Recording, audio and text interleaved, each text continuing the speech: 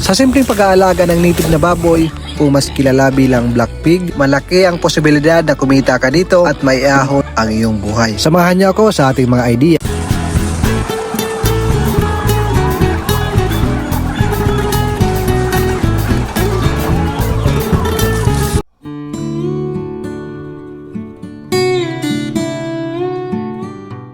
Isang napakagandang araw sa inyong lahat mga kaparmers. Welcome na naman muli dito sa ating YouTube channel. Para sa ating mga kaparmers na nagbabalak pa lang mag-alaga at wala pa kayong final decision at pinag-iisipan pa lang kung ano ang inyong aalagaan.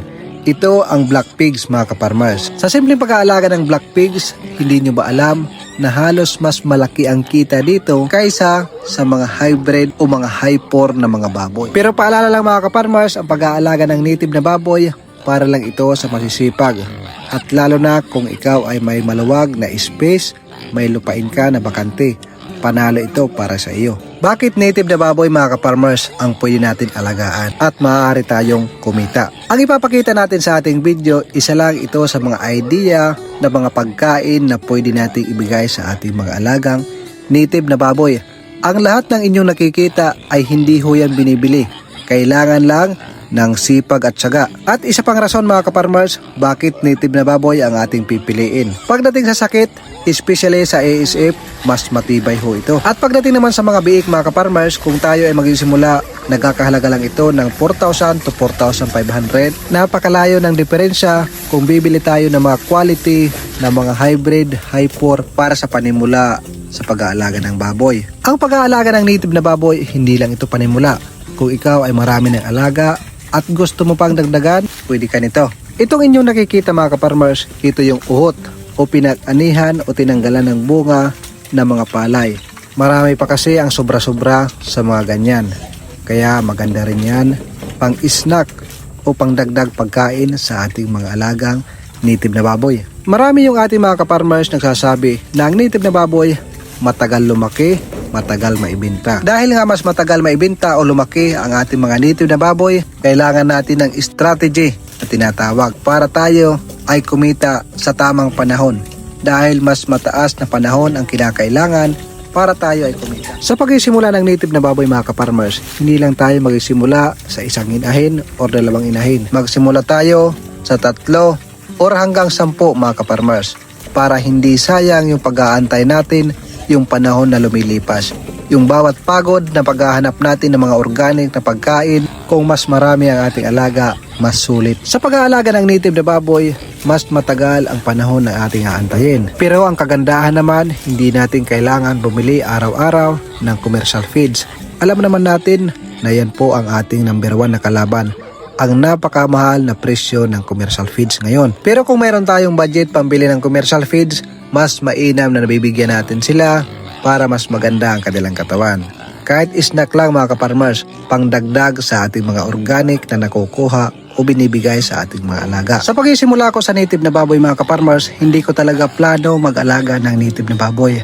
Ang nangyari mga kaparmers, marami tayong sobra-sobra ng mga pagkain na itinatapon lang. Kaya naisip ko, bumili ng 2 babae o pwedeng gawing inahin na native na baboy. Lumipas ang more than 3 years, ganito na pala karami yung ating mga alaga. Marami na tayong nabenta at pag mayroon special occasion dito sa amin, dito na rin tayo kumukuha ng pangkatay.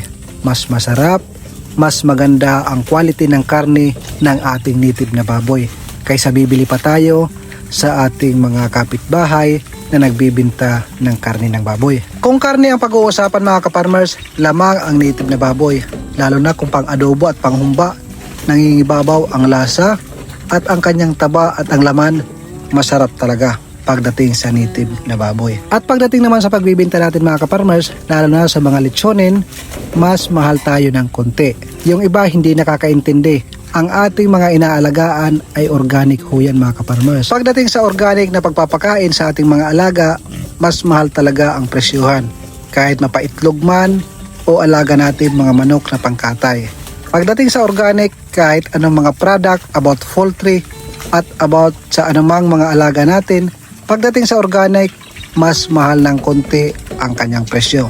Yung iba nga mga kaparmers, mataas talaga ang presyo. Lalo na pag mayroong mga certificate na organic ang kanilang inaalagaan. Pero marami naman mga kaparmers natin na nakakaintindi. Pag alam nila na organic at native na baboy yung binibenta natin bilang litsunin, mas pinipili nila yon. Mas masarap kasi ang karne at maganda ang quality ng balat nito. Madaling palutungin at hindi basta-basta kumukunat ang kanyang balat. Sa ganitong negosyo mga kaparmers sa pag-aalaga ng native na baboy, dapat alam natin ang value at paano imamarket ang ating mga alaga. Kadalasan binibenta natin ay litsonin. Mas maganda ang presyo, mas mataas pag ginawa na natin na litsyon kaysa naman sa karne lang ang ating ibibenta. Kailangan alam natin kung kailang kalakasan ang mga order ng ating litsyon, katulad ng piyesta, Pasko at lalo na pagdating sa New Year. Kailangan sa mga panahon na yan, puno tayo ng stock at hindi tayo mauubusan. At pag marami na tayong alagang native na baboy, alamin natin papaano ba ang tamang pagtitimpla ng lechon. Kailangan masarap ang lechon natin at maganda ang presentation. Once na ganyan ang inyong business, tao na ang lalapit sa inyo. Hindi nyo mamamalayan, marami na yung tatawag at baka yan na ang maging tulay para tayo ay umasinso. At kung malakas na yung ating lechonan mga kaparmers, wala hong problema. Pwede naman tayo kumuha sa ating mga kalapit na barangay na nag-aalaga din ng panglitsyon. Mas mainam na mayroon tayong kontak sa kanila, mas mainam na mas marami tayong kontak na tao na magsusupply sa atin. Kasi hindi mo talaga may iwasan pag marami ka ng customer mga kaparmers, mauubos ang inyong stock at pwedeng mahinto ang iyong pagbibinta ng lechon. Para tuloy-tuloy ang supply mga kaparmers, sinasabi ko sa inyo, dapat marami tayong kontak na nag-aalaga ng lechonin o fattening sa ating mga kalapit na barangay or sa ating lugar. Dapat hindi tayo nauubusan ng stock. Kasi ang mangyayari mga kaparmers, kung mayroon tayong customer at order sa atin at wala tayong maibigay, maaaring lumipat yon at maghahanap ng ibang mabibilhan ng lechon. Ang lechon business mga kaparmers, hindi lang 1,000 ang pinag-uusapan, lalo na pag ikaw ay malakas sa inyong lugar.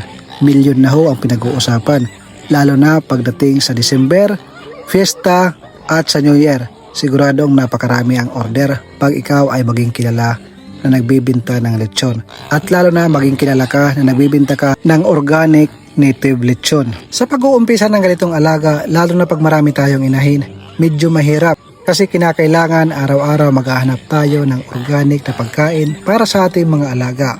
Ang ating mga diskarte, puno ng saging, bunga ng saging at kahit yung puso. Kahit yung labong mga kaparmers, pinapakain natin yan. Yung mga damo sa gilid ng palayan, pinapakain natin yan.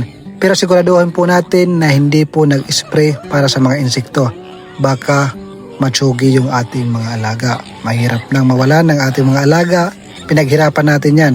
Kailangan sigurado na walang chemical ang may intake sa ating mga alaga mga kaparmers para hindi ho sila magtai or magkaroon ng sakit. Katulad ng kangkong, talbos ng kamote, kamuting kahoy, lahat ng root scrap, gulay na patapon na pwede pang ipakain sa ating mga alaga, magagamit yan para sa feeding ng ating mga alagang native na baboy. Sa akin mga pinangalanan mga kaparmers, kung mayroong kayong mga alam na hindi ko pa napangalanan, pa-comment sa ating comment section.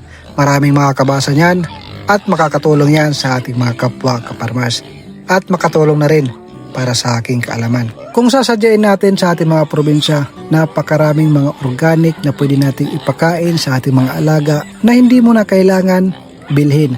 Katulad na lang pakol. Yung pakol, yung saging na namumunga na maraming buto. Napakarami yan sa gilid ng sapa na pwede natin makuha na libre. Yung mga wild gabi na napakarami sa gilid ng sapa, pwede natin lutuin, paghalo-haloin ng iba't ibang mga organic na siyang pwedeng ipakain at makasurvive sa pang-araw-araw na pagkain sa ating mga alagang native na baboy. Kung mag-aalaga kayo ng native na baboy at aasa kayo sa commercial feeds, wag na po kayong tutuloy. Kasi kung pure commercial feeds ang ating ibibigay sa ating mga alaga, 100% malulugi ho kayo. Kasi kahit commercial feeds ang kanilang pagkain, ganun pa rin. Medyo matagal ang pagtubo ng ating mga alagang native na baboy.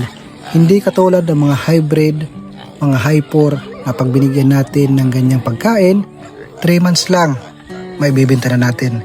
Ito maaaring umabot pa ng 5 months to 6 months bago natin maibenta. Kaya ina-advise ko mga kaparmers, mas mainam na mas marami yung ating alaga.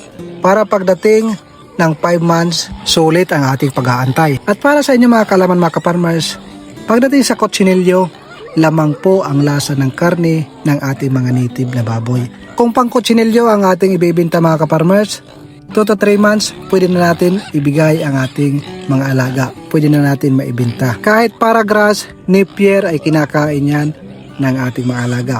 Kita nyo naman. Sa ganitong paraan ng pag-aalaga, walang rason na ikaw ay malulugi.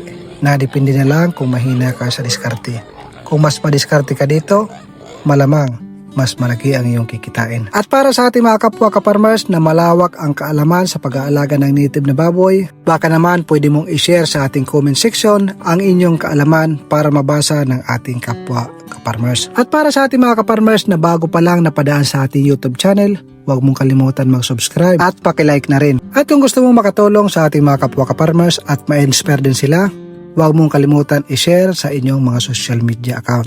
Maraming salamat. God bless ho sa inyong lahat mga kapwa ko kaparmers at lalo na sa inyong mga minamahal sa buhay.